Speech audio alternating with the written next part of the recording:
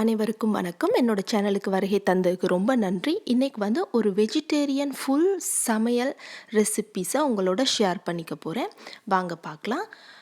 இன்றைக்கி வந்து ஒரு 12 விதமான ஐட்டம் செய்து காட்ட போகிறேன் உங்களுக்கு.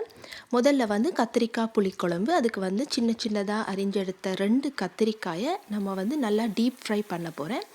அதுக்கிடையில் பார்த்திங்கன்னா பக்கத்தில் வந்து தேவையான மரக்கறிகள், வெங்காயத்துலேருந்து எல்லாமே சின்ன சின்னதாக கட் பண்ணி வச்சு ரெடியாக்கி வச்சுருக்கிறேன். அப்போ தான் உங்களுக்கு ஈஸியாக இருக்கும்.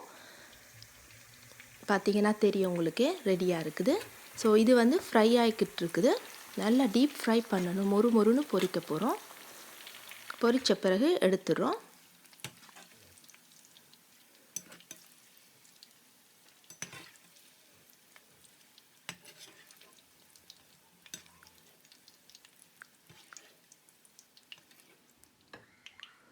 அப்புறம் அதே எண்ணெயில் வந்து ஒரு 2 வெங்காயம் சின்ன சின்னதாக அரிஞ்செடுத்த வெங்காயத்தையும் டீப் ஃப்ரை பண்ணி எடுக்க போகிறோம். அப்புறம் ஒரு 6 பல்லு பூண்டு சேர்த்துக்க போகிறோம். பூண்டு வந்து ரொம்ப வந்து இம்பார்ட்டன்ட், முக்கியமான ஒன்று. அப்புறம் 1 டீஸ்பூன் வெந்தயம், அப்புறம் கொஞ்சம் கருவேப்பிலை சேர்த்து அதையும் கொஞ்சமாக பொரிச்சு எடுத்துக்க போகிறோம். இது வந்து ரொம்ப முக்கியமானது இந்த குழம்புக்கு. பாருங்கள். அப்புறம் ஒரு லெமன் சைஸ் புளியை தண்ணியில் கரைச்சி அதை கொதிக்க விடுறோம். அதோட கொஞ்சம் உப்பையும் சேர்த்துக்கிறேன். கொஞ்சம் மஞ்சள் தூள், 2 டீஸ்பூன் அளவு மிளகாத்தூள். அது உங்களுக்கு காரத்தை பொறுத்து உங்களுக்கு அதிகம் வேணும்னா அதிகம் சேர்த்துக்கலாம். இது வந்து ஒரு 1/4 கப் தேங்காய் பாலையும் விட்டுக்கிறேன். அப்புறம் அது கொதிச்சுக்கிட்டு இருக்கும் பொழுது நீங்கள் பொரித்து வச்ச அந்த மரக்கறிகள் எல்லாத்தையும் சேர்த்துடணும். அதையும் நீங்கள் ஒரு 10லேருந்து 15 நிமிஷம் கொதிக்க விடணும். பாருங்கள். அப்புறம் கடைசியில் கொதிச்சு இருக்கும்போதே ஒரு வெள்ளை கட்டியை போட்டுறேன். அது வந்து ரொம்ப முக்கியம். எந்த ஒரு புளிக்குழம்பு செய்கிறனாலும் வெள்ளை முக்கியம். அப்புறம் அடுத்தது பார்த்திங்கன்னா பூசணிக்காய் பால் கறி. அதுக்கு வந்து நான் ஒரு கொஞ்சம் எண்ணெயில் வந்து 1 டீஸ்பூன் வெந்தயம், 1 டீஸ்பூன் பெருஞ்சீரகம், 1 டீஸ்பூன் கடுகு போட்டு தாளிச்சுக்கிறேன். அப்புறம் ஒரு வெங்காயம், அப்புறம் ஒரு 5 பச்சை மிளகாய் சேர்த்துக்கிறேன். போட்டு இப்போ நல்லா வதக்கணும். இது எல்லாத்தையும் நல்லா வதக்கின பிறகு பூசணிக்காய் சேர்த்துக்கிறேன். ஒரு முழு பூசணி எடுத்துருக்கேன். அதாவது இது வந்து துபாய் பூசணி, ஹார்டாக இருக்கும். எங்களுக்கு வதக்கிறதுக்கு ரொம்ப டைம் தேவைப்படும். அதாவது 15லேருந்து ஒரு 20 நிமிஷம் வரையும் டைம் தேவைப்படும். நல்லா வதங்குறதுக்காக ஒரு டீஸ்பூன் அளவு உப்பு சேர்த்துட்டா குயிக்காக வதங்கிடும் உங்களுக்கு. அதுக்கப்புறம் ரொம்ப தின்னான புளி கரைசலை விடுறேன். ஒரு 1/2 கப் புளி கரைசல் விடுறேன். ரொம்ப திக்காக இருக்கணும்னு அவசியம் இல்லை. அதிகமான புளி தேவையில்லை, ஓரளவு தான் புளி தேவை. அண்டு 1/4 கப் பால் சேர்த்து கொதிக்க விடுறேன். கொதிச்சிட்ருக்கும் போதே 1 டீஸ்பூன் அளவு இஞ்சி விழுது சேர்த்துக்க போகிறோம். அது வந்து ரொம்ப வாசனை கொடுக்கும், அதனால தான் இஞ்சி சேர்த்துக்கிறேன். ஒரு 10 நிமிஷம் கொதித்த பிறகு இந்த பதத்தில் இறக்கிடுங்க.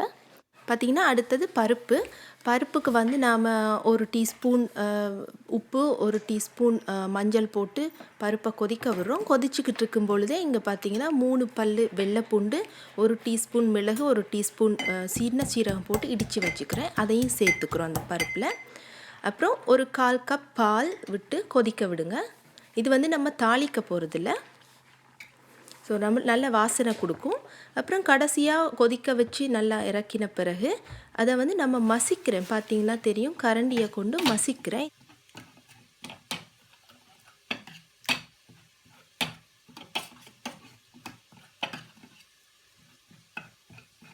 ஸோ மசிச்சு எடுத்துக்கிறேன். அப்புறம் அடுத்தது பார்த்திங்கன்னா வாழைக்காய் பொரியல். இதுக்கு வந்து ஒரு 2 வாழைக்காயை சின்ன சின்னதாக கட் பண்ணி 2 டீஸ்பூன் அளவு மிளகாய்த்தூள், உப்பு தேவையான அளவு, 1 teaspoon garam masala powder, 1 teaspoon மஞ்சள் சேர்த்து மிக்ஸ் பண்ணிக்க போகிறோம். நல்லா மிக்ஸ் பண்ணி ஒரு 5 நிமிஷம் வச்சுருங்க.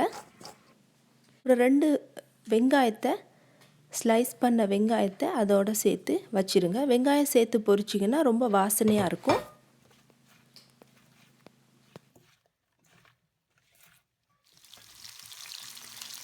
பார்த்திங்கன்னா நல்லா கொதித்த எண்ணெயில் பொரிக்கிறேன். பாருங்கள், நல்லா டீப் ஃப்ரை பண்ண போகிறோம் இதை.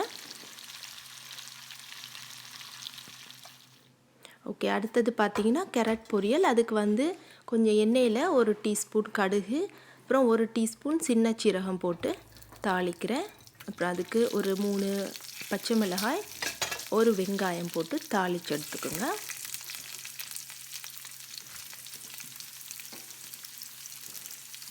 அப்புறம் ஒரு 1/4 கப் தேங்காய் பூ அதையும் போட்டு வதக்க விடுங்க. அப்புறம் ஒரு 3 கேரட் நான் பாருங்கள் துருவி வச்சுருக்கிறேன், அதையும் போட்டுக்கணும்.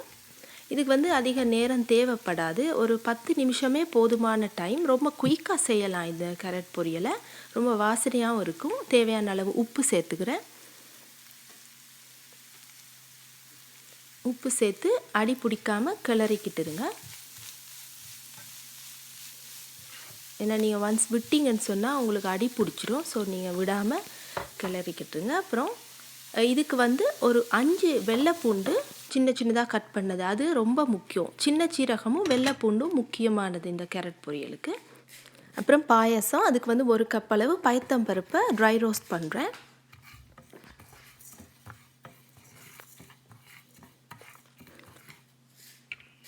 ஒரு 2 கப் அளவு சவ்வரிசி சேர்த்து ப்ரெஷர் குக்கரில் நல்லா அவிய விட்டுக்க போகிறோம். நல்லா அவிஞ்ச பிறகு பார்த்திங்கன்னா ஒரு 1/2 கப் பால், தேங்காய் பாலை விட்டு கொதிக்க விட போகிறோம். கொதிச்சிட்ருக்கும் போதே உங்களுக்கு வந்து ஒரு கொஞ்சம் உப்பு, கட்டாயம் பாயசத்துக்கு ஒரு சிட்டிகை உப்பு தேவை.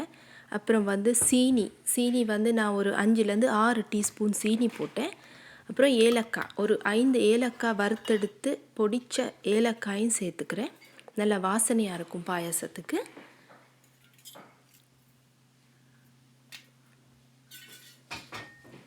பாருங்கள், கொஞ்சம் கொதிக்க விடணும். ஒரு திக்கான ஒரு பதம் தேவை. எல்லாமே பயத்தம்பருப்பெல்லாம் நல்லாவே வெந்துருச்சு. ஸோ உங்களுக்கு வந்து இப்போ திக்னஸ் தேவை.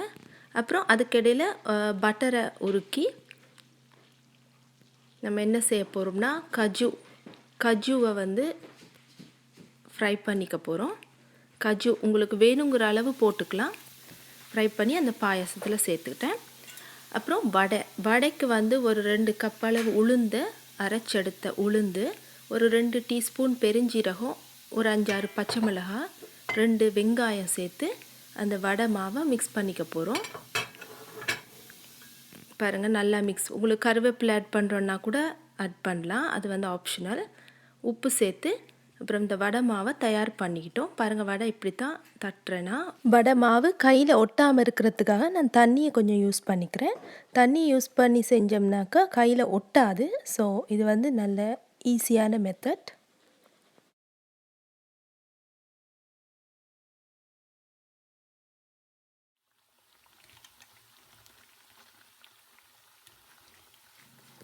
பொன்னிறமாக பொரிச்சு எடுத்துக்குங்க. பாருங்கள், என்ன ஒரு அழகான கோல்டன் ப்ரௌனாக இருக்குது. ஸோ இவ்வளவு தான். பார்த்திங்கன்னா இன்றைக்கி வந்து ஒரு 12 வகையான ஐட்டம்ஸ் தயார் பண்ணியிருக்கிறோம். இதில் வந்து வேப்பம்பூ வடகம் சேர்த்துருக்குறேன், மோர் மிளகாய் இருக்குது, அப்புறம் அப்பளம் பொரிச்சு வச்சுருக்குறோம், ரைஸ் இருக்குது, அப்புறம் பூண்டு ஊறுகாய் இருக்குது. பூண்டு ஊறுகாய் ரெசிபி வந்து என்னோடய வீடியோஸில் செக் பண்ணி பார்த்துக்குங்க. ஸோ இந்த வீடியோ உங்களுக்கு பிடிச்சிருக்குன்னு நம்புகிறேன். நன்றி, வணக்கம்.